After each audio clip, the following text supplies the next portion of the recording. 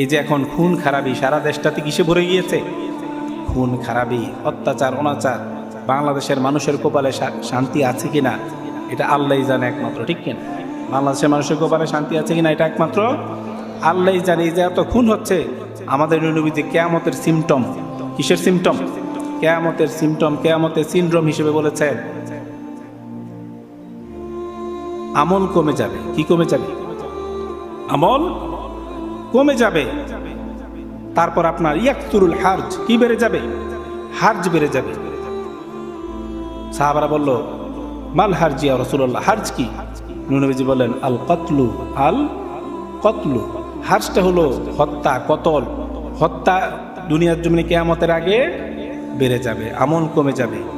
তো সেজন্য ভাইরা আমার, এই যে নূর নবীজির ইলমুল গায়েব না থাকলে নূর নবী যেগুলি বলতে পারতেন না। তো সন্ধ্যা থেকে আপনারা এই পর্যন্ত